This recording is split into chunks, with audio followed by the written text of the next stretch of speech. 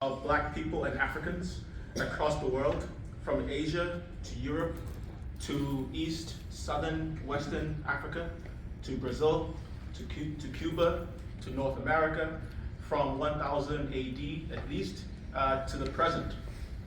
And so I'm really excited today for us to kick off CAS's celebration of Black History Month to learn about the history of Black people at Rice.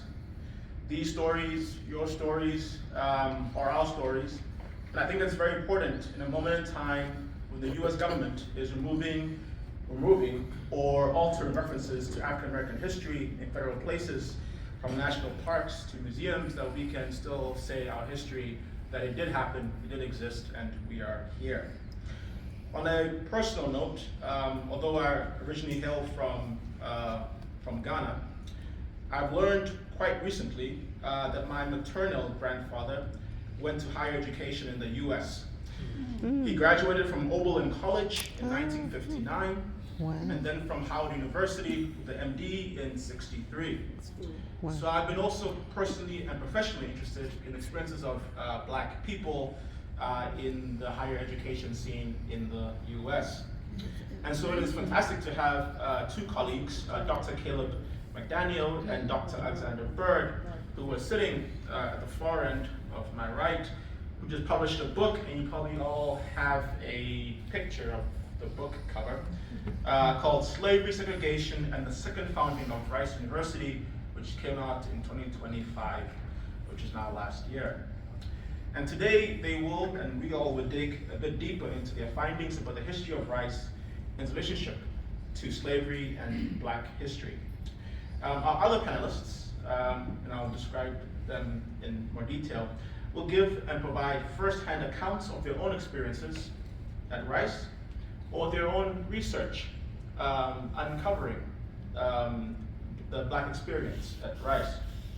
So this event structure will be, we all hopefully had some nice food and drinks, and this is the welcoming part of the event, and then I'll turn to our panelists and our moderator, who will then ask questions of the panelists, and from there we'll go to the audience for a nice Q&A hopefully, and then we will turn it back to our panel to conclude our event this evening. So I'd like to introduce my colleagues and guests to my right. First is our moderator for tonight, Dr. Faye Yarbrough. Dr. Faye Yarbrough received her doctorate in American history from Emory University and her undergraduate degree from Rice University from Lubbock in 1997. She is the William Gaze Time Professor of History here at Rice, and also serves as the Senior Associate Dean of the School of Humanities and Arts. And this is Dr.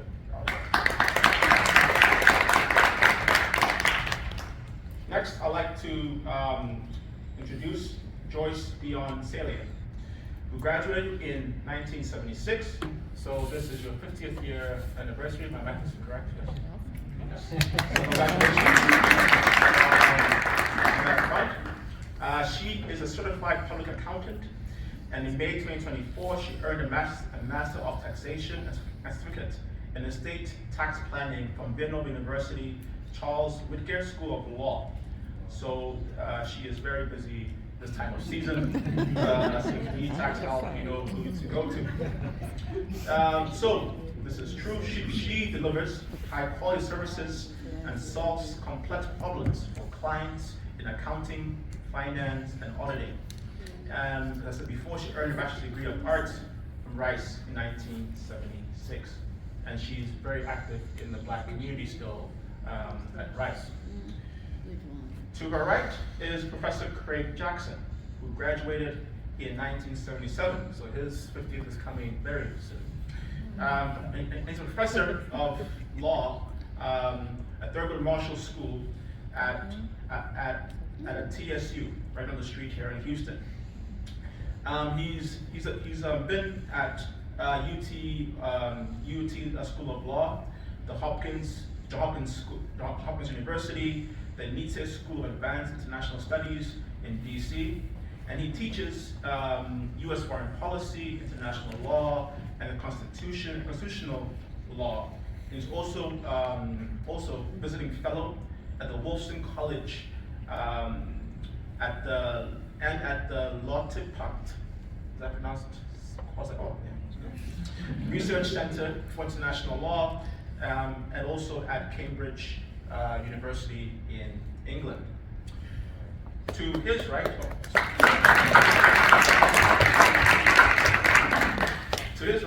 is Dr. Portia D. Hopkins. Dr. Hopkins is Rice University's historian, and she earned her PhD in American Studies from the University of Maryland, and taught American Studies and History in the honors program at the college.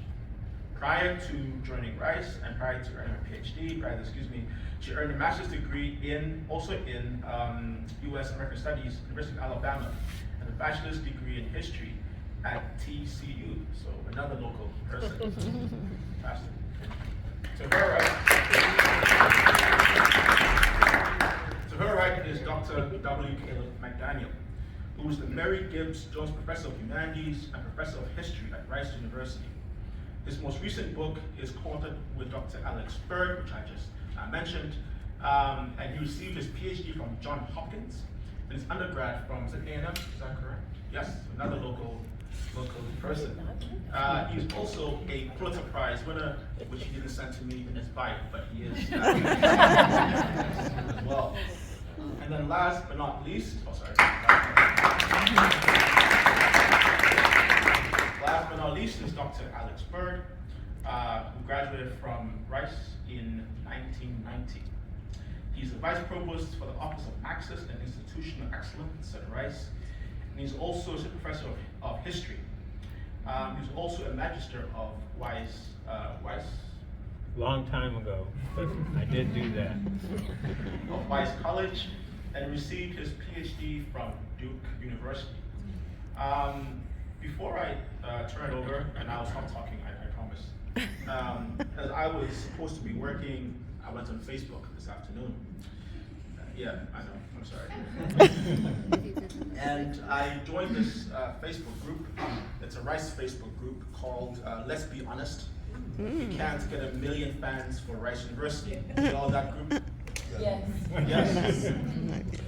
And I saw a post about Professor Jackson, which I think I posted on put on some tables. And basically, it's an op-ed Professor Jackson wrote when he was still just Craig Jackson. In 1977. He published this in 1977. It's probably one of his last acts as a Rice undergrad student. And the essay lamented, to put it in a nice way, the lack of black faculty at Rice, only being 3 black faculty at Rice at that time. One was leaving, you wrote. One was adjuncting-ish, you wrote. And that's out of at least 300 faculty members. And so it's a nice picture. You can see it with him from that time period and now. So thank you for coming, and I'll turn the mic over to Dr. Yarbrough. Thank you.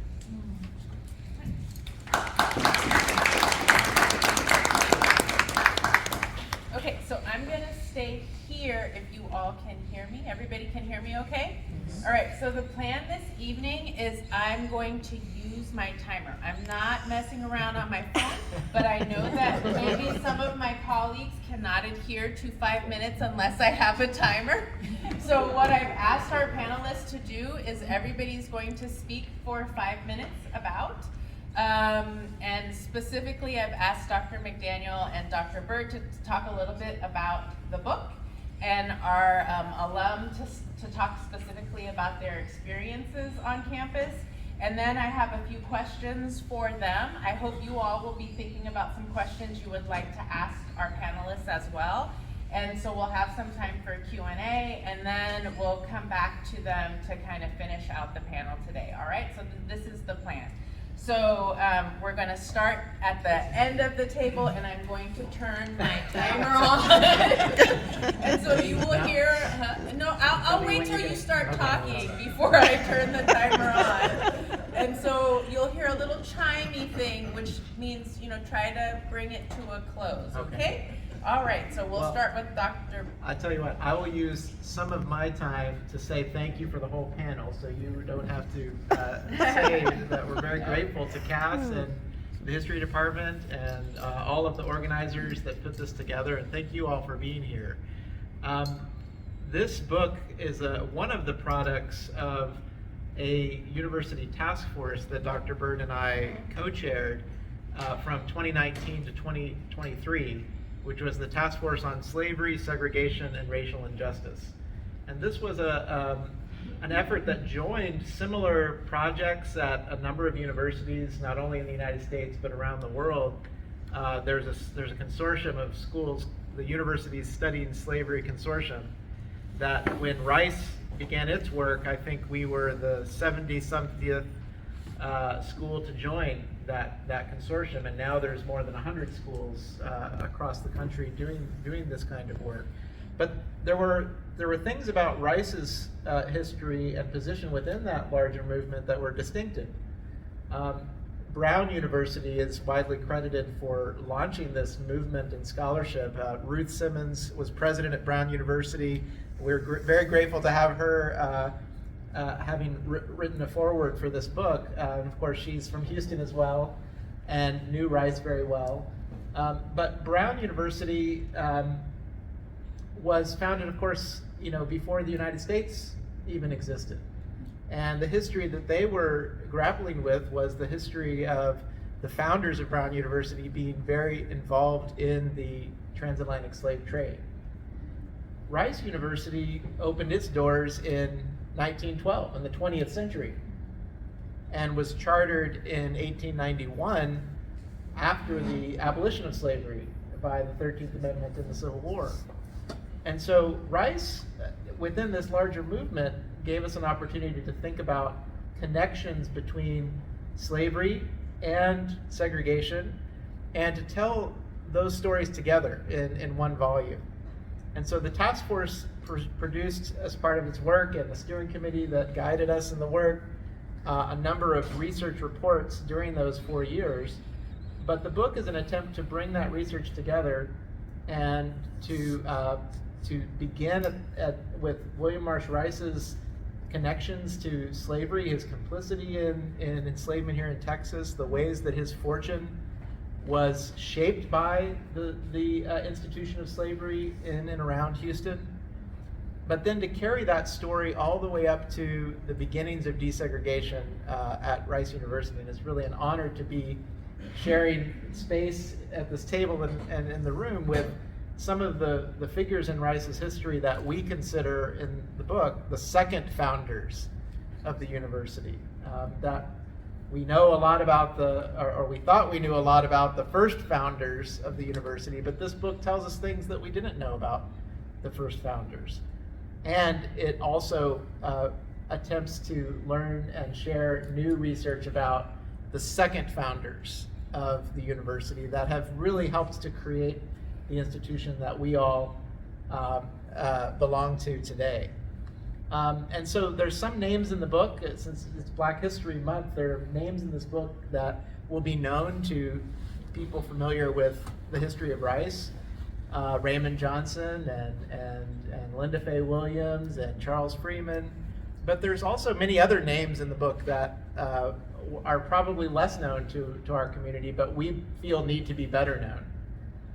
People like Miranda or Captain, who we can only refer to by their first names because they were enslaved. People like Jack Shelton and Jenny Pettit.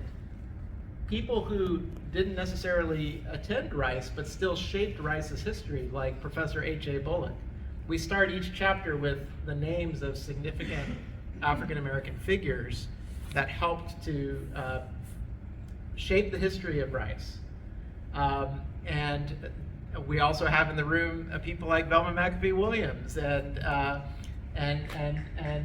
my fellow panelists here. And we're grateful to have had the opportunity to learn more about the history of Rice and the history of Black Rice and the relationship between Rice and Houston, and I think you're going to say a little bit more about that. Yeah. So there are a lot of themes in the book that are important for a Black history of Rice and talking about Rice in this moment. One of them is that there is no history, there is no moment in Rice's history where one cannot tell an African American history of the university, and you'll see that as you move through the book.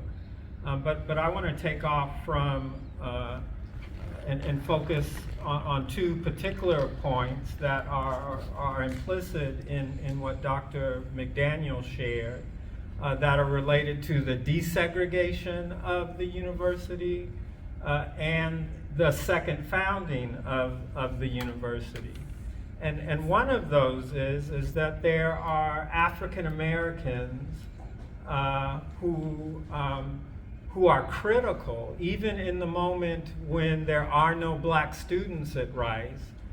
There are Black people at Rice and in Houston who, in ways large and small, are making pathways toward a different kind of university, making possible a subsequent desegregation of the university, fueling conversations about the possibilities of a different kind of Rice at a moment where actual desegregation looks like an impossibility to some and looks far away to others.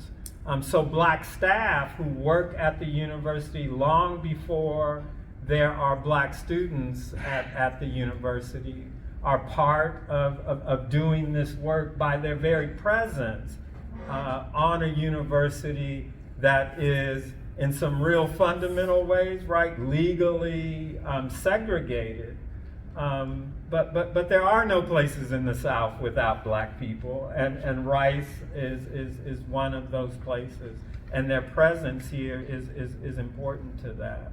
And there's also an external work in the Black community at Rice, particularly related to Black institutions, Black businesses, Black places of higher education, where people coming from those institutions, Black entertainers, right, and visiting campus at the moment in Rice's segregated moment, who are also paving that way. And Black institutions are critical to building that work up. And then there is the moment of Rice's desegregation, what we refer to in the book as its second founding. And one of the key arguments there is that, and themes, is that the first Black faculty and the first Black undergraduates and the first Black graduate students should be and need to be understood as people doing the hard work of a refounding of the university. And the argument that we make there is that there are these two founding moments, and all of us in the room right now are still living in that second founding moment. And the argument isn't that the second founding is more important than the first founding. You're free to have whatever opinion you want yourself, but that's not the argument of the book. The argument of the book isn't that one is more important than the other. It is that we know a lot more about one of those moments, and we have recognized the people involved in that first founding a lot more than we have done with folks critical to the second founding. And so the book asks the question, it's a borrowed question, that where is that just recognition for folks who were involved in that second founding and just as importantly, the institutions, the black institutions who produced those folks, the churches, the colleges, the universities, that are just as important to that second founding of the university. I'm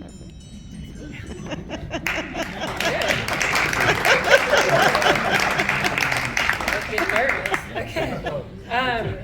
Mine's a little bit different. I brought a prop. There's also an exercise for you, so get your pens ready. I want to reflect for a moment on the institution itself. What is an institution, and how might it hold particular meaning throughout time? And how and why do these changes evolve? We like to speak of the good old days, but what about the bad old days? What about the days that were terrible? What about the days that made us cry? How does the messiness of the institutional formation and transformation become embodied in this petite African American woman? So what you have on your table is a picture of the cover of the book, and I just wanted to talk a little bit about Jacqueline for a moment, to try to situate ourselves within her experience. So the first thing I will say is we can always look at this book as not just a work of scholarship, but the book as an artifact. I was trained as a material culturalist from the University of Maryland, and so we actually can engage with this book in a meaningful way as an artifact.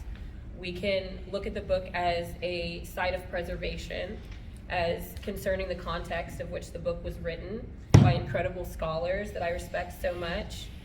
The times in which the book is discussed, right? This is a pivotal moment within our history here. The people who are included in this book, and some of them are in this room right now. And the various ways that the work demonstrates the attention to detail and the thoughtful contemplation of the scholars who produced the work. I like to remind people I'm a historian, I'm not an archivist, but I do work in the archive, and to be a fly on the wall in the archive. I get to see and have the experience and the privilege to watch the discoveries unfold. And so that has been one of my greatest joys at Rice, is to see all different types of people from all over the world come to Rice and discover something about Rice when they come to the Woodson. Afterwards, when I see people and they're coming out, and sometimes they look deflated, and sometimes they look really excited, I ask them, did you have a productive archive day? Did you find something juicy? Do you want to share your tea?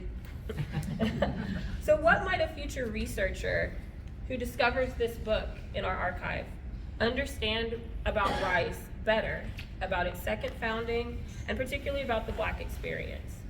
How will this book be positioned or juxtaposed to the current and future collections that we now hold and will hold in the future? And also, how does this book tell the story, not just of the Black experience at Rice, but about the collaborative scholarship that happens at Rice? This book is an artifact. I came to the institution in 2020. July 1st was actually my first day, so I was a COVID baby, so to speak. And one of the first experiences I had with the task force was actually listening to a doc talk from September 11th, entitled "A Photo and a Mortgage," right? And so this is the photo that Dr. Bird had brought to the doc talk. And I was particularly drawn by this both then and now because of the cover art. Who is this woman? Who is Jackie? Who is she standing there? Well, with a little research from our archive, we know she's a National Merit Scholar, right? That means she's studious and a hard worker. She was on the debate team and student council and the creative writing club. This suggests not only that she was an apt researcher and a strong public speaker, but also that she was interested in an imagined but not yet realized future. She came from a two-parent household. Speak of Black family excellence in the 60s. She's a daughter of a veteran. I don't know if I have any children of veterans in here, but we sit up a little straighter when our parents are in the room because they have this expectation of us. She's a young Black woman, and she is described in this way by her peers. She is what you want. We're especially proud of Jacqueline She was working at NASA at the time when she was just 18 years old. She worked as a laboratory assistant in the Space Center's Crew Systems Division. She is kind, and she's a person, just the type of person we're looking for. She's alert and highly intelligent, and we hope we can get her back. Jacqueline speaks of herself in an article from 1965 saying her parents were her biggest inspirations. And from the time that she was very young, they talked about the importance of education. They spent a lot of time reading to her. I spent a lot of time reading to my boys too, so I understand the importance of that. 2 minutes. They also, and always, offer help with her lessons, right? But the challenge that Jacqueline was going to experience while she was here is essentially she was all alone. You know, and so what does that loneliness feel like, and what types of material culture artifacts do we bring with us to remind us of home, right? And so this is not her purse, don't get excited, I didn't bring anything from the archive. But I did get a replica of the purse that she's carrying in this picture. And I just want you to just briefly think about, because I do have an activity for you later, what types of baggage might she be bringing with her? Was she scared? Was she nervous? Was she excited? Was she ready to take on the day? Or was there something else that was going on, right? And so we like to think about what type of baggage do we bring to the institution, but also what we leave here, right? And so I'll say more about that later.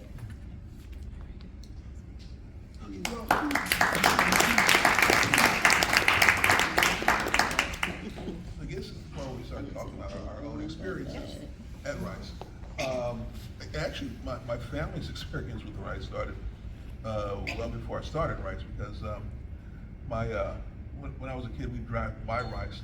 My mother would say, "You gotta go there one day," and I'm when I was 7 years old, I said, "Yes, sure, whatever," you know. But my dad came back from fighting Hitler. My dad came back to the States after fighting Hitler, and went back to Prairie View, where he was a student and also a quarterback for the Prairie View Panthers. And I wrote about this, and let's be honest, on the eve of the first game between Rice and Prairie View back in 2015. He was working on his master's in biology, and he needed some lab work that Prairie View was not able to provide in 1940. I'm sorry to interrupt. Do you mind standing at the podium? Sure. Okay. Because once people can hear you. Sorry. We're talking about it. As soon as I never said that, you know. Sorry. As I was saying, my father had come back from fighting Hitler, and he needed some help with a lab project that he was getting his master's in biology, and his professor was familiar with the biology professor at Rice named Asa Chandler. And he calls him up and says, "Can this young veteran who's a very hardworking kid, can he sneak onto your campus and use your labs?" Asa Chandler says, "Sure, but he has to come after midnight and wearing work clothes, because otherwise he would have been arrested." And if he had been caught, I guess Asa Chandler would have been fired. I don't know if he had tenure or not at the time. But my father frequently came onto the campus, 1946, did his experiments, wrote his master's thesis, would have it home, and gave credit to Dr. Chandler for the assistance, which right there was probably a dangerous thing to do in 1946, that he had actually helped this black kid get his master's degree. So I wound up at Rice in '73, excited, nervous. After attending an all-black high school in Beaumont, Texas, Hebert High School, along with 4 other Hebert people who were also students at the time I was here. And I got to be frank, by the end of the year, I was ready for Howard. And my parents weren't going to have it, so they sent me back. And my mother says it was the most upsetting summer between my freshman year and my sophomore year, because we had to fight for almost just the recognition of having a culture at Rice back in the 70s. And that wasn't acceptable to me, having gone to a proud black high school, to have to put up with that. But, I'm kind of glad that, it was sent back, because my parents had money, I didn't, so therefore I had to make a decision. And I decided to go back to Rice. And essentially, I was kind of a tailor-made kid for Rice, because I was a smart aleck kid. I liked a good ice fight at Will Rice. We used to throw ice around on Fridays after we had some drinks. And I also liked, standing out in front of the trees where I'd be over there. I guess where this is where we are right now, actually. And people would walk by in the winter, and the birds would, and you know what happens when you walk under a tree when people start clapping and scare the birds. This was funny to me, because we were just smart aleck kids playing practical jokes. But it also had an activist side, which was difficult, because it was hard to try to convince folks that we had a culture that needed to be expressed in a university setting, especially university setting with the quality of Rice University. So we didn't get a lot of help there from the student body, or for that matter, from the administration.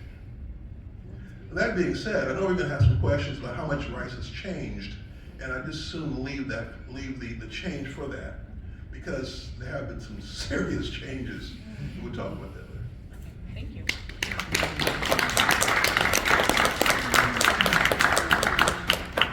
I just want to say I want to praise everyone for being very respectful of my request to stick to 5 minutes. People have been really great. Thank you so much, Ms. Joyce. It's your turn. Okay, yes. Hello. My experience at Rice began in a very unconventional way.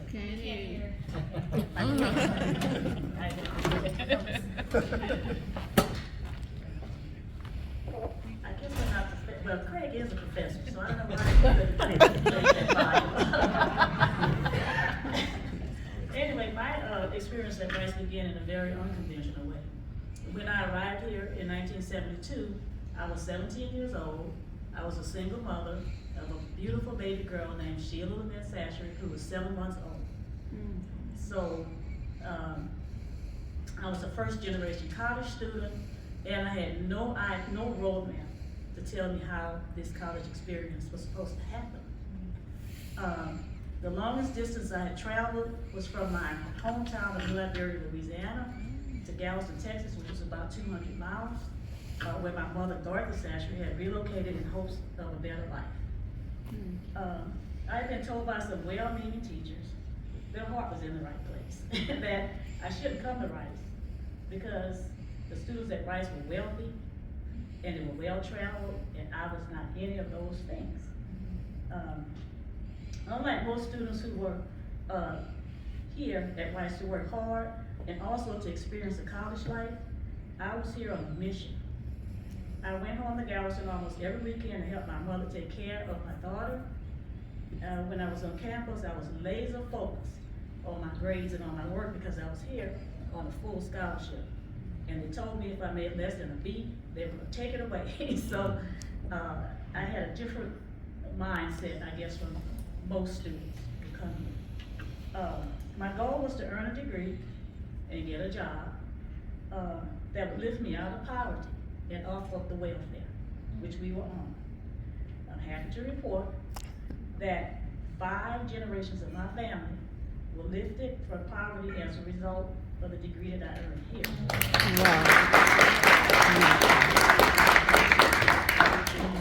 Not only was I lifted out of poverty, but I was also able to reach back, help my grandparents, that their quality of life changed immediately, help my parents, of course my children benefited, they're all kinds of things, professionals, and their children have also benefited, and I suspect that this is gonna continue as long as they want it to, because they have to work for it.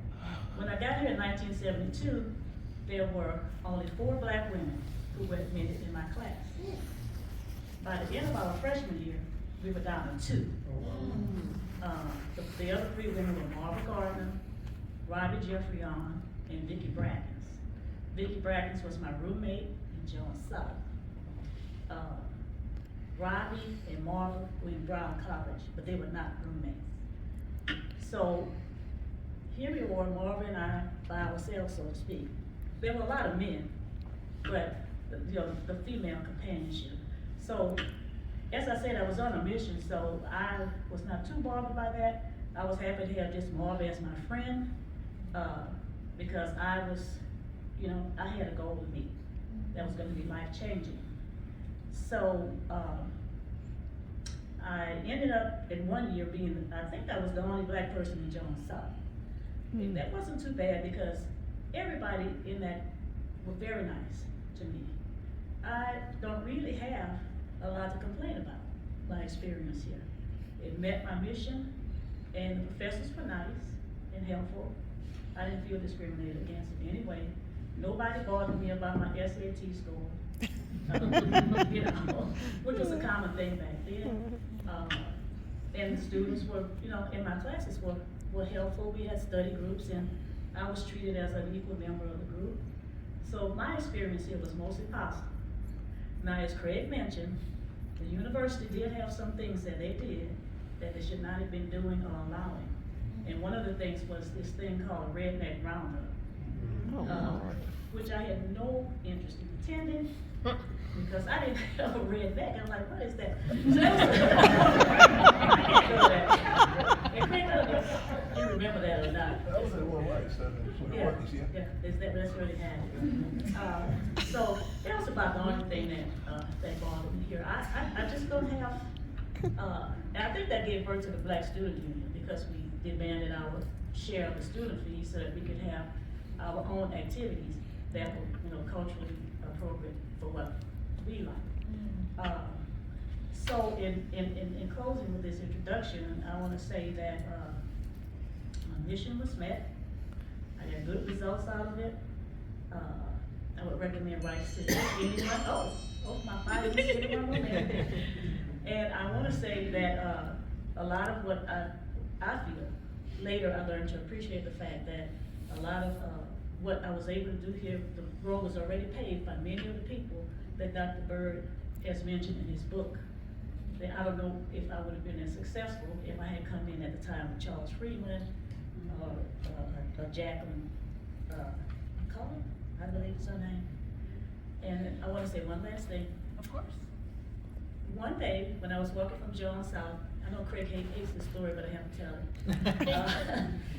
it. This young man was coming up the sidewalk, and he walked up to me and said, "I'm Craig Jackson, and I'm going to be an attorney." Wow. And yes, you did. And I thought, wow, this kid knows what he wants to do. And he did, because that's how he turned out. Wow. So, Wow.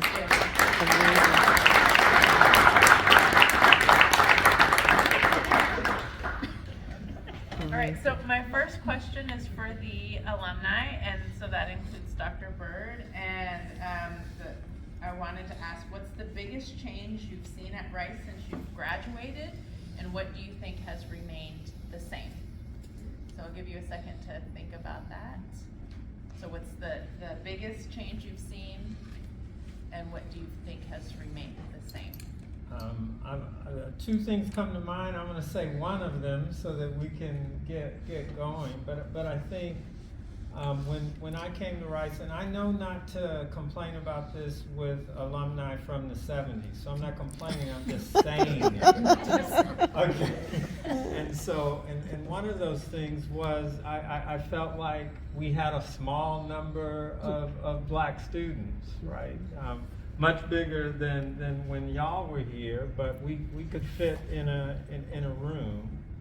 And I think over the 20 or so years since I graduated, I hope it's been 20 years, those numbers have increased significantly. But also the diversity and experience of those black students on campus has grown and widened and deepened than it was when I was a student here. So that's one of the things that comes immediately to mind for me. I think the elephant in the room has got to be first black president of the university. And when Reggie was named as president of Rice, I started calling friends of mine who were alums, black friends who were alums, and people just like dropping the phone, just like, what? And it was far beyond belief, but Rice. The microphone, I'm sorry. I was telling my students that I can't be heard.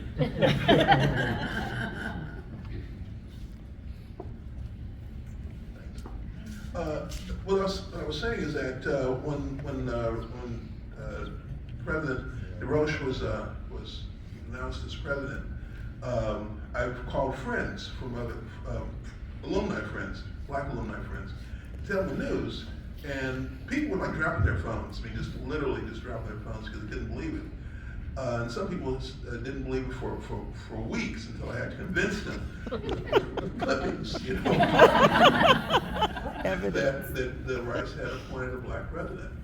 That's the big one. I think also, I think there's more of a culture of not just tolerance, it's the culture of energetic acceptance of diversity at Rice.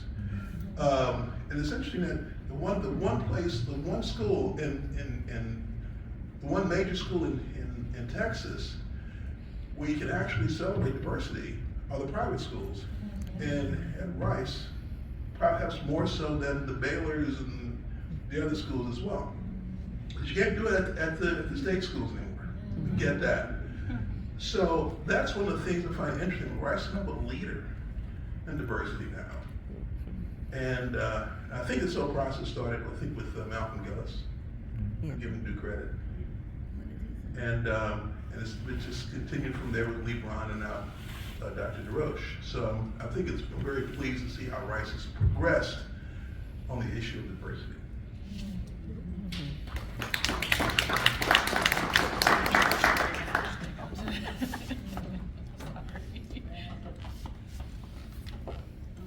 There are two things. First, to Dr. Bird's point, there's certainly more black students here at the university.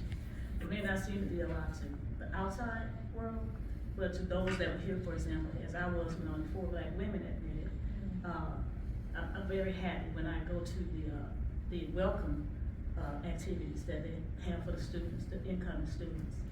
And those students are very bright. I spoke to some and they're doing research, real stuff, not working at Exxon doing, paperwork. I mean, they're actually doing research, cancer research, all sorts of things. Those kids are just bright and ready for the world, are going to be ready for the world. That's the first thing that I like about the university. The other thing is that there seems to be more support for the students. When I came in, as I said, I was a first generation college student. I didn't know anything at all about what I was supposed to do. And as a result, during freshman week, no one told me that my financial aid paid for me to eat during freshman week. So I would go to all these mixers and stand by the table. And just eat all this food. I honestly didn't know it. I was afraid. My pride was in the way. I should have asked someone. I didn't want to go in there and tell me, you can't come in here yet until school starts. And, but now I understand that we have an outreach place where if a student has a question like that, or any question that involves them acclimating to this university, that they have a place to go. And that's a giant step forward.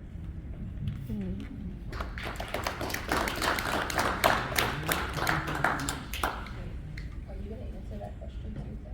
Oh, well, yes, I guess I am an alum. This is true.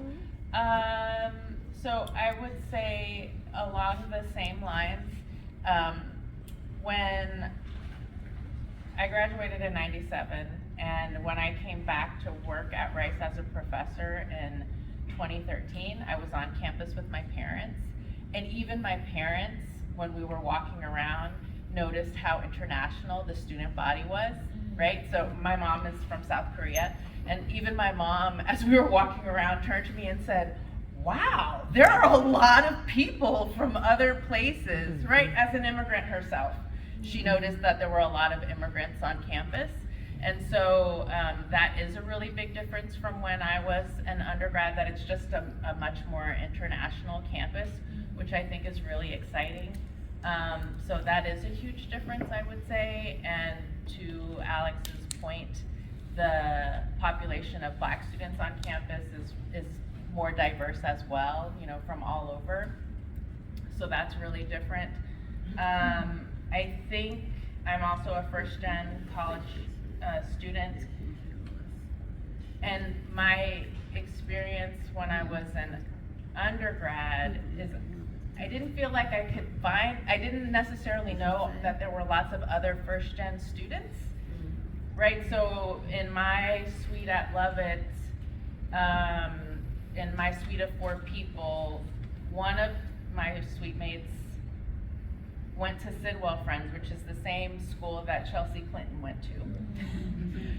One of them was a person whose mom had gone to Rice, whose aunt had gone to Rice, and whose sister had gone to Rice. And then the other person was a girl who had gone to a private boarding school whose parents said they're so glad that she was at Rice because Rice was cheaper than the private boarding school she had gone to. So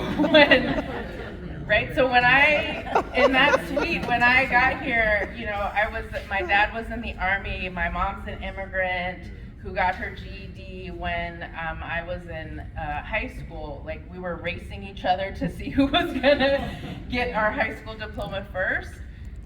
So I felt really out of place, as though there weren't other people who were first-gen college students. And now when I talk to my students and when I see what programs there are for first-gen students, it seems, I'm not a student, so I don't know how they feel about it, but it seems like there are more things available. So I hope that they don't feel as much stigma as I did, because I really felt out of place in that suite. You know, I really felt like, wow, okay, not only am I brown, but also, you know, I just remember looking at my suite mate's, she had a picture on her desk, and I thought it was her prom picture, and she said, no, that's a presidential inauguration ball that I went to. Oh, okay, excuse me. I mean, they were very nice people. I'm still friends with them, you know, they never treated me badly at all. I mean, we're still friends.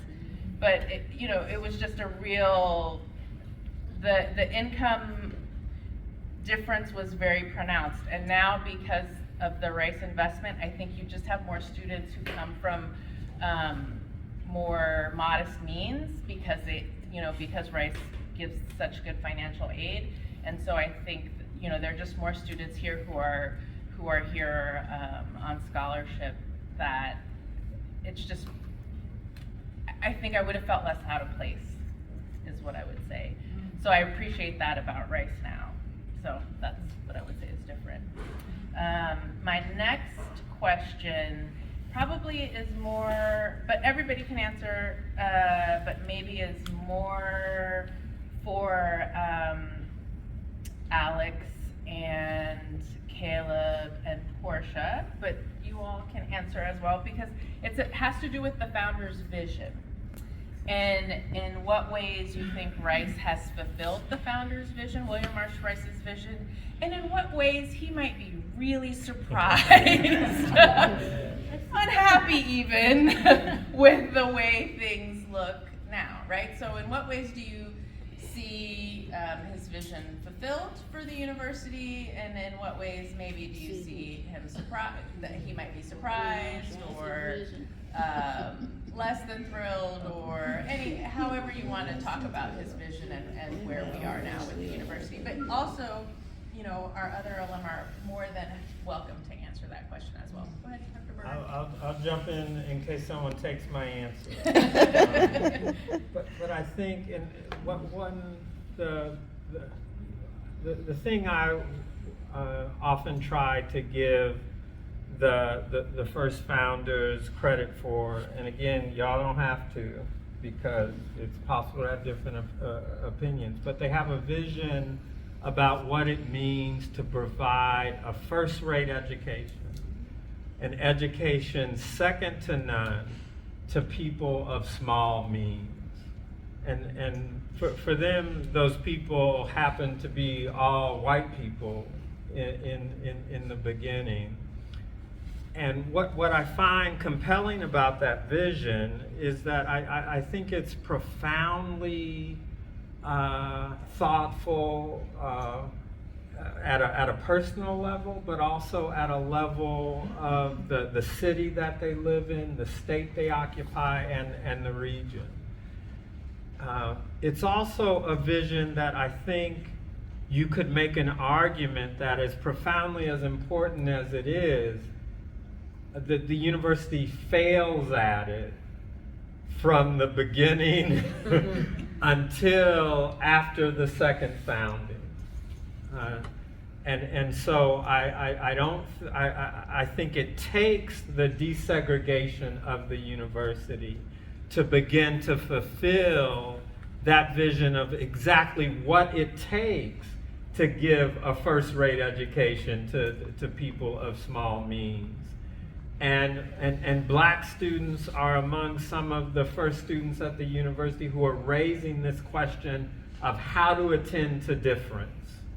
And it is a question that over the last 2 generations or so, the university has taken up with great vigor, and I believe is closer than it's ever been to realizing that profoundly important vision that was stated early, but only now is beginning to be met. I think maybe to piggyback on that a little bit, one of the research findings in the book that is new to the book, because we had not yet discovered it during the work of the task force, was a will that William Marsh Rice composed and had signed and executed in 1868. And the reason this will is significant is because it's the first will where he mentioned wanting to endow an educational institution for the poor white children of Harris County. And so you can hear in that vision, again, a concern for the poor, a concern for slender means. And yet you can see racial exclusion at the very beginning in 1868. And it's important that this will exists because previous work on the university's history usually talks about William Marsh Rice in the context of the 1880s and the 1890s, after he's moved to New Jersey and New York, and he's looking at other institutions in the North like the Cooper Union, and he's getting the idea to start a school like the Rice Institute. But this will shows that he was thinking about something like the Rice Institute here in Texas in 1868, 3 years after the end of the Civil War and the end of slavery. And it really places the founder's vision for the university in a different context than what we had historically imagined. That it's an idea that emerges in the immediate aftermath of the war on emancipation, at a moment in Reconstruction when it's not as sometimes, it can, one, in my view, lazy move that people can sometimes make about history is to say that people were products of their time and people were shaped by the moment.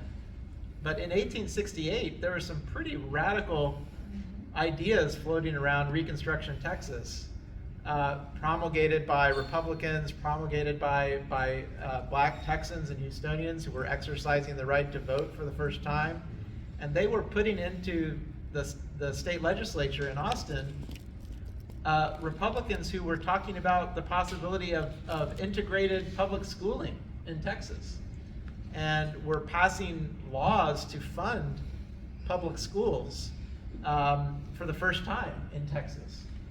And this was not a very popular idea among white conservative Texans of William Marsh Rice's ilk, and there was concern that if Texas opened public schools, would that mean that white parents would not send their kids to a school where black children might be all educated at the same time? This is in 1868, and it's in that context that we now know William Marsh Rice and his friends here in Houston sit down and decide to endow a school just for poor white children. And so I think we're still learning, even though it can seem like we know a lot more about the first founding. You said that earlier. It just shows you that there's still more to learn and understand, even about that first founding vision.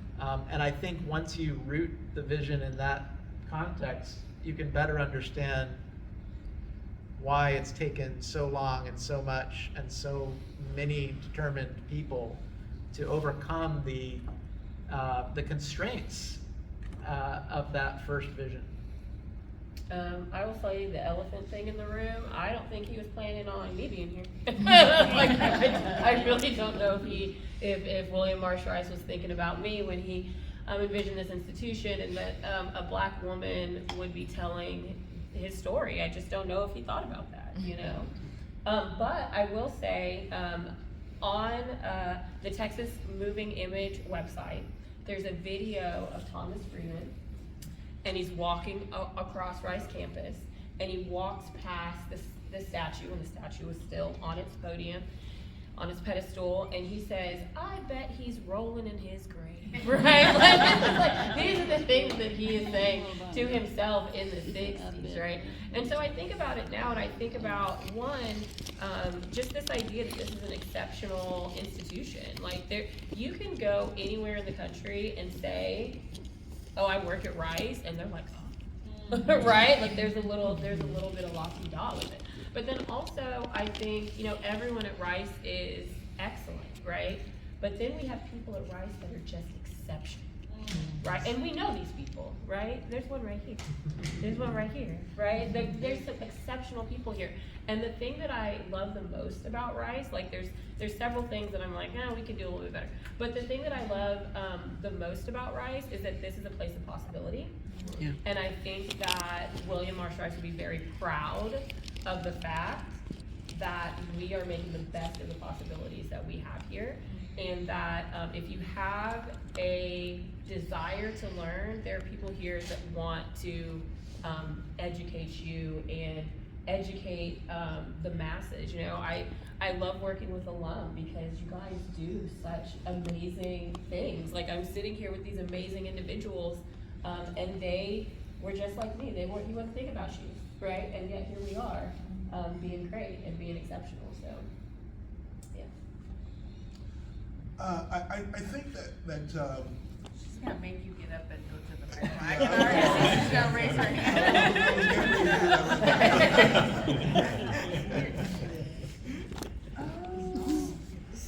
Is it off? Is it, maybe is that the problem? It's just going to the camera. I see. I think the thing that, everything has been said about, surprise of the diversity, we definitely Rolling is great, that sort of thing.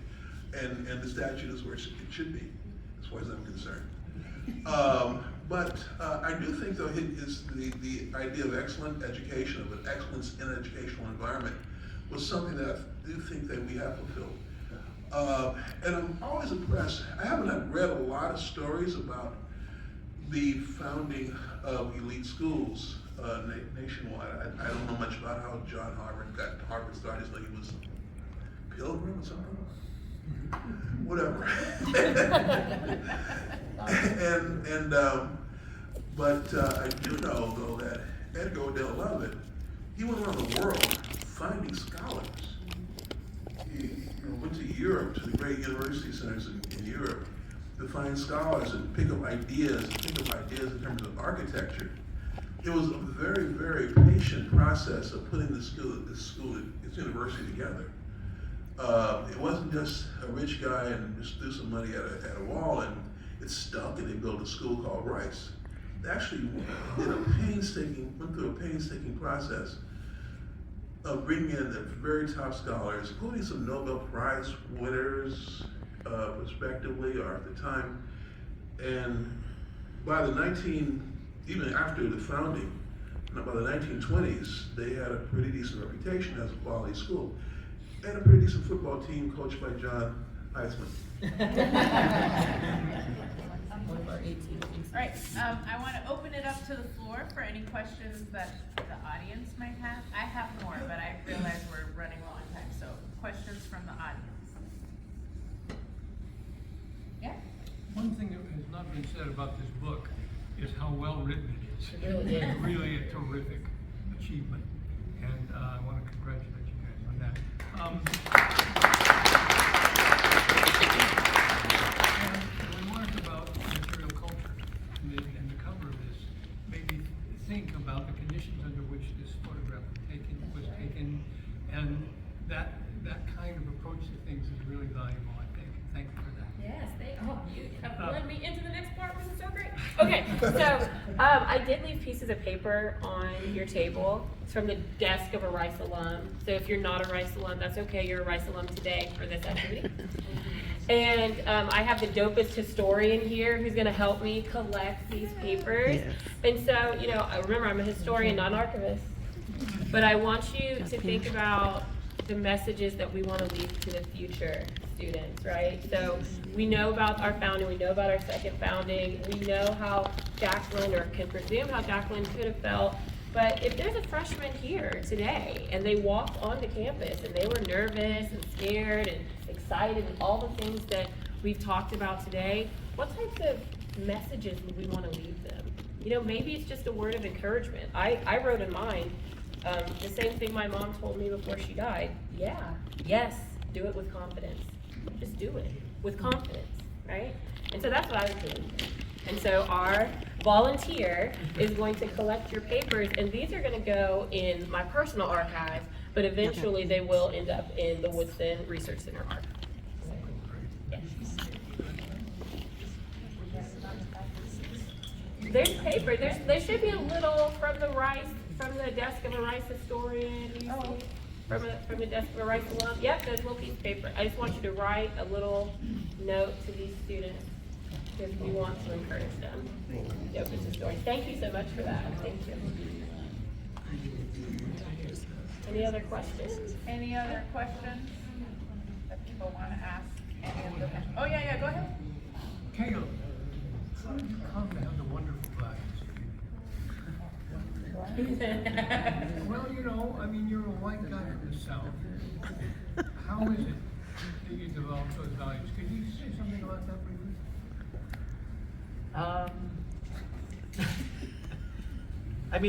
I think building on what Craig was saying earlier about, and I think what we've all been saying about universities, and I think it's an important time to be saying this because my own alma mater has been heading in a direction other than the one that it was in when I was in school there. I feel like my university education, the professors I had, African-American history courses I took from Al Broussard, transformed my life. And if we don't have universities where faculty can do what my mentors and advisors did for me, we're not in a good place as a state, and I can say that as a native Texan. So I guess my short answer to your question would be universities, but universities that do celebrate diversity, that do give faculty the chance to be excellent, to pursue knowledge wherever it might lead, to mentor, to teach. I'm grateful that we have support of our administration at this university to make that a continued non-negotiable. But it does concern me. I was actually at my alma mater giving a talk for the 125th anniversary of the history department there. The day after the Board of Regents announced that any courses that had to do with race or gender needed to be reviewed and approved by the president. And it was a sad time to be there because here I was talking about the difference that my education had made for me, and fearing that students of the future might not get the same education. So that's what I would say. Any other questions? Go ahead. Just to piggyback on what you said with regard to your institution, Mhm. that year,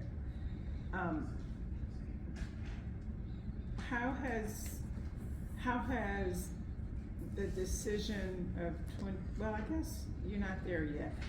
In September will be the first year after the illustrious president's decision that has impacted public institutions on diversity. So you'll find out this year if your enrollment increases, perhaps, as opposed to, Yeah.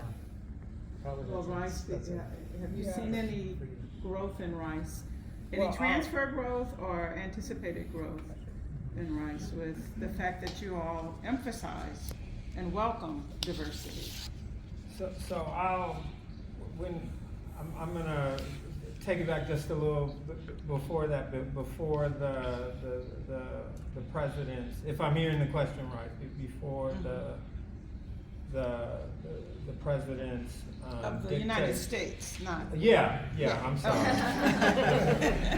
In my mind, it was a capital P. Yes. Before the president's dictates on DEI are related, as he puts it, they're related to findings of the Supreme Court related to affirmative action student, and he's making attempts to broaden those findings on affirmative actions at universities to other areas in American life. And I just say that to say that we've already had classes at Rice and at other universities since those Supreme Court findings and what we know, or rulings, and what we know from Rice is that we ended up not with the largest losses in diversity. We ended up in a place where I think you can be, if you're related to Rice, you can be proud of the university, that the university continued as it usually does, follow the law, even as the law changes. And in the midst of following the law, also continue to express its values and follow the law and still bring in a highly capable, excellent, and a class that continued to be diverse. I would probably just add to that, every year we get like 35,000 applications, somewhere around there. And so the students that do end up coming here, they want to be here, they're excited about being here, they're invested in being here, and the culture continues to evolve and change, right? And so as the university becomes more diverse, or it ebbs and flows regionally, we're going to see those changes be impacted in the residential colleges and the type of programming that the students are interested in, and the types of things that the students are asking from the student association, and the types of demands that they make from their instructors. Like, students also say, I want to learn about this particular thing. They go to departments and say those things. And so when we have these students that are capable, intelligent, critical thinkers, incredibly curious, gifted but not arrogant, I mean, that is a world-class type of student that we would want anyway. And then they come here, they get a world-class education. And again, they go off and they do these amazing things, and so we focus on the 4 years that they're here. But then, 50 years, they're doing all these incredible things. And I love those alumni stories. I want to hear more about the incredible things our alum are doing. Go ahead, Karen. Yeah, okay. So I want to go back to Craig's article. Faculty should contain more blacks. So what does more look like? How has that changed over time in terms of faculty? I don't have the statistics, but every time I come here, I see more black professors. As a result, seeing more black professors compared to the professor and a half that we had, let me rephrase that, because I'm talking about Dr. Thomas Freeman. He was a full-time professor at Texas Southern University. Actually, I served with him for 20 years before he passed away at TSU. But he was just an adjunct professor at Rice. And then you had Dr. Bell, and he was taking an administrative position. So, how it's changed? Big time, big time. Alex may have some numbers. Well, here's a number I would use, and it's satisfying, and maybe we would need to throw some more out. But when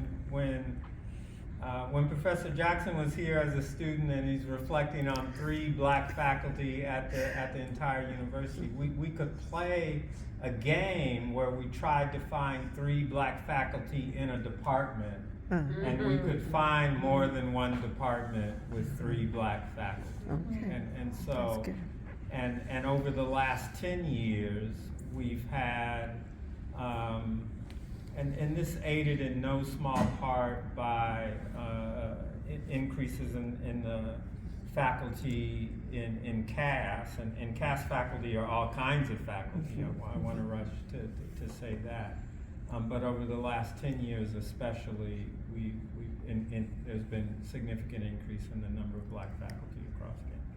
I would like to add that I met Dr. Freeman from the sociology department. When I was a sociology major here, there were no black professors. She tells me now there's 6 black professors, so I was elated to hear that. Now that might sound like a small number, but when you come from nobody, no professor, no sociology professors, that's a lot.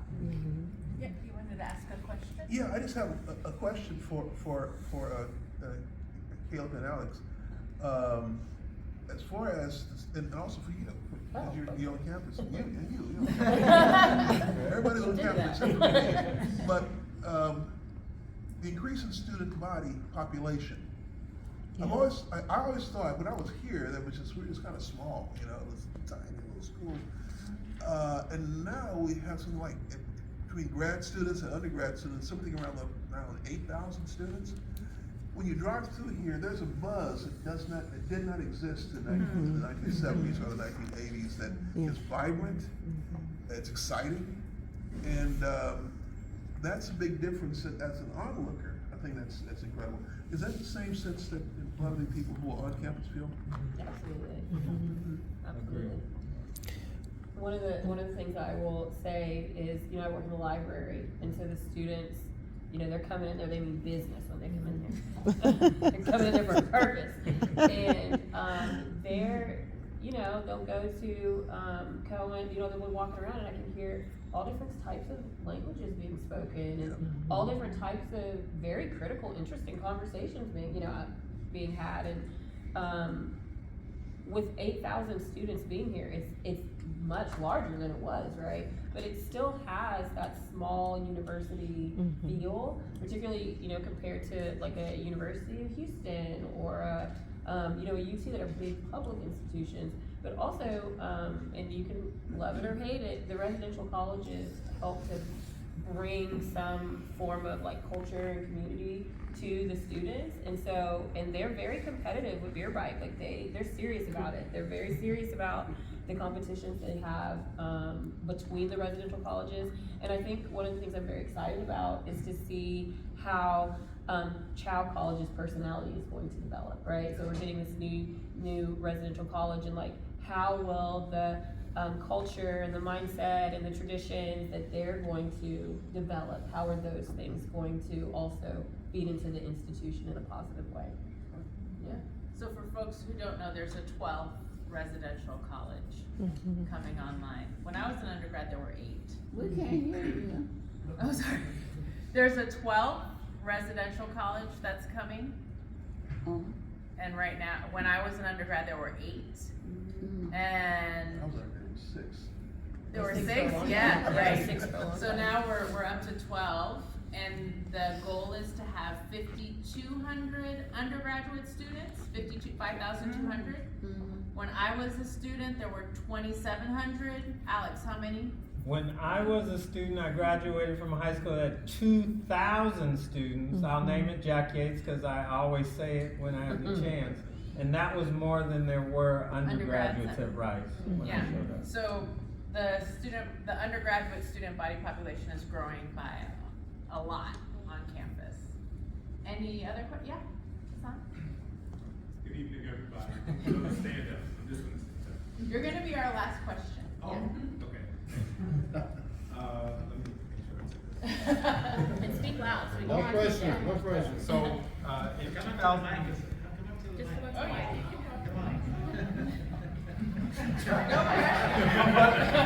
No pressure. That wasn't my plan. In 2024, I served as an instructor for critical dialogues on diversity, a course that was offered out of the Office of Institutional Excellence. Access and and Institutional Excellence. It was a phenomenal time. The students were there, it was purposeful, it was thoughtful, it was intentional. The planning behind the scenes clearly was something that was intended to prick the imaginations of students and thinking, and in order to get them thinking beyond whatever world they had come out of and expanding their capacity to imagine something else. It was a clear effort institutionally speaking, and I was particularly struck by your story, both of you really, about just some of the institutional limitations here at Rice. That your social lives were incredibly dynamic and textured, but that there were some opportunities that the institution could have taken, and I see in my time here, in my short time, I arrived, so I'm a graduate student here. I'm looking forward to defending and walking in May, but I got here in 2019, and in 2019, CAS was not institutionalized just yet. And since that time, CAS, in my time teaching, there were students who expressed, Black students specifically, who expressed some hesitancy in their being able to sort of grow accustomed to not only the cultural differences, but the intellectual differences. That they were coming from schools, many of them who had different canons, right? They were reading classics, but there was a difference between W.E.B. Du Bois and some other non-Black Daniel Faulkner. Faulkner would be a good example. Faulkner. Yeah. Right, precisely. And I've seen, and with each one of those students, I've sent them to CAS, right, to say, please go to the colloquiums, talk with the faculty. They have institutionalized a way of introducing Black students to a much broader scope of intellectual engagement and dialogue. Here's the question. The question is, what do you envision the institution implementing in the years to come? How will we institutionalize a response to the needs of students in a way that when someone else is teaching critical dialogues on diversity, we can point and say, now you have options. You can go to CAS, you can go to the Office of Access and Institutional Excellence, and what would that and be? I like to answer first so that I can get my answer out. And so, I'm going to point to some of the heaviest lifting done by our colleagues and your colleagues and friends on the task force, and that lifting is rooted in the history of Black faculty and students and staff and alumni desire and thinking about the university And so when you go to what is now the appendix of the book, but in the work of the task force, it was independently issued recommendations for the university. The folks who comprise the task force make recommendations for the future of the university. And the folks who made those recommendations spent a lot of time on them. And in addition to that time, there's all this time spent in the history of the university. None of those recommendations are original, right? They grow and build through the history of the university. So that's one of the places I would begin, in that I hope, as this work of the task force lives on, that's a place where people turn to help them imagine what's next for the university.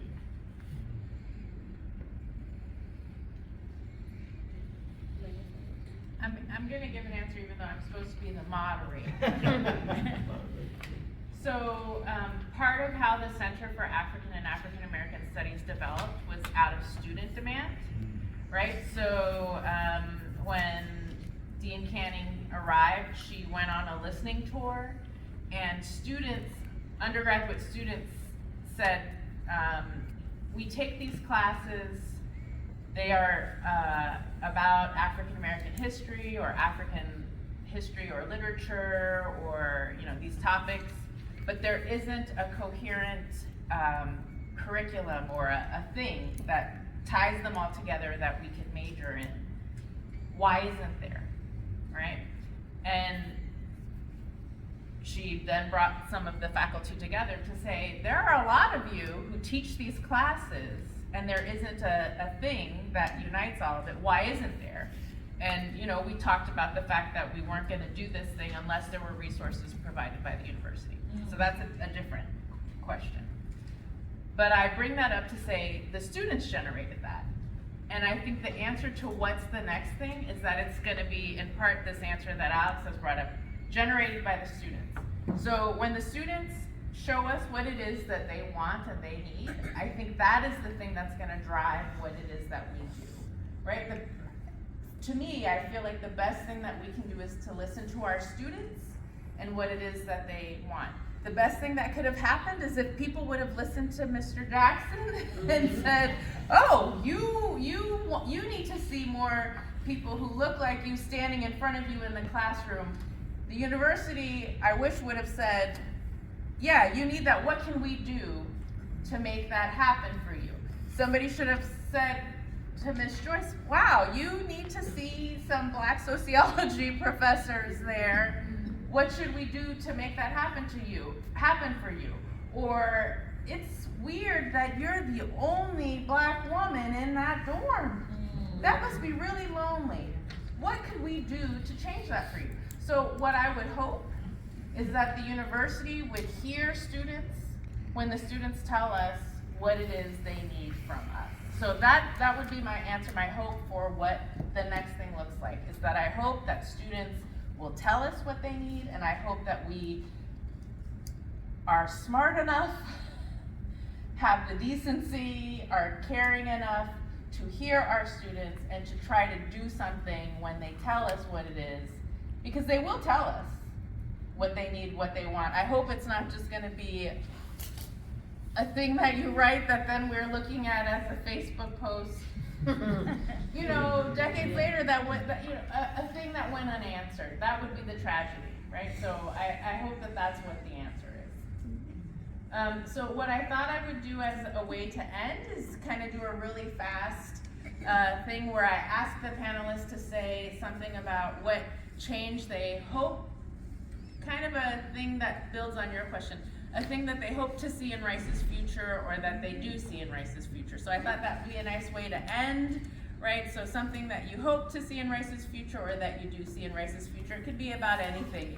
Like, I don't know, it takes over the city of Houston, whatever it is that you want it to be. I don't know, that it's 50,000 students big, whatever. So just whatever you imagine. So I throw that out to the panelists. What's a thing that you hope to see or that you think you'll see for the future of Rice University? Can I go first?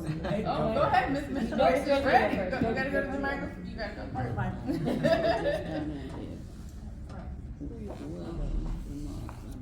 Well, there are two things that I would like to see. One is that a black at Rice University is no longer a novelty. That people don't go, oh, it should not be that way, not even in this day and time. I was here 50 years ago. We had a lot of time to get away from that reaction. But for example, when we're walking in a parade on MLK Day, the reaction of the people in the crowd is like, oh, you know, there they are. You know, we're like sort of just some novelty. What a, you know, and I hope that one day we get away from it. Somehow. Doesn't look too good today, but somewhere down the road, we may do that. Also, the university is, I know, reaching out, trying to become more international, but I would like for the university to also stay focused on the city of Houston. Yeah. The Ion district, I think it's a good place for them to have even more outreach. I know they have a lot of outreach. I participated in a lot of things, but let's not forget Third Ward over there. That's right. That's our neighbor, as far as we share a border with the Ion district.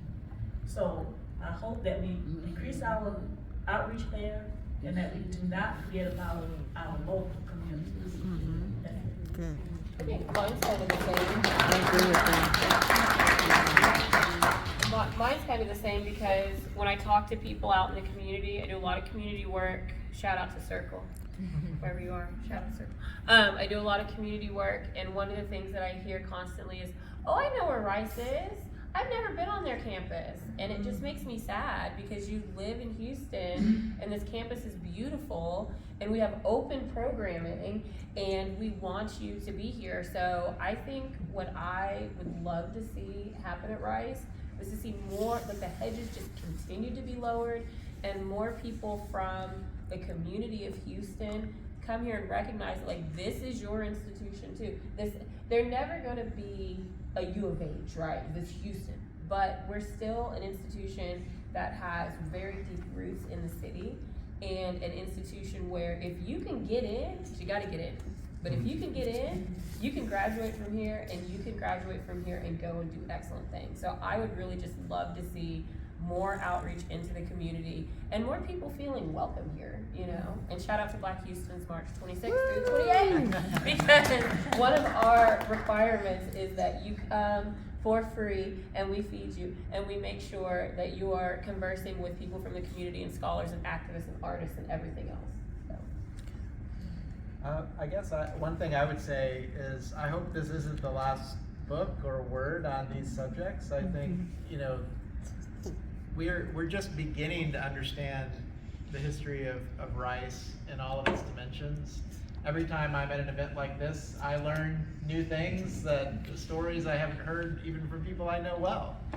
And it just shows that there's still so much more to learn. And so I appreciate this book being out, but I also hope that it's not the last one. And I hope that, you know, more scholarship will come out that challenges it, that builds on it, that adds to it, and enriches our understanding of the institution. I'm looking forward as we continue to round out and live into this second founding moment, is the university getting better and better at institutionalizing what Black students and others taught us about how to build an inclusive, equitable university, and we use that knowledge to serve everyone at Rice who wants and needs to feel that this university is for them and that they belong here, and that we credit the people who taught us how to do this. There's literally nothing to add to all of that. Exactly. I think the outreach to the community, more outreach is going on now that I've never expected to see in Rice. Rice always lovely, behind the hedges. That was what we call ourselves, behind the hedges. And that we were proud of that. And see a whole lot more outreach than we had back in the 70s or 80s. So I think we're going in the right direction. Whether we're there yet, we won't know until we get there, actually. That's right. All right, well, thank you everyone for joining us tonight. I hope you enjoyed our panel.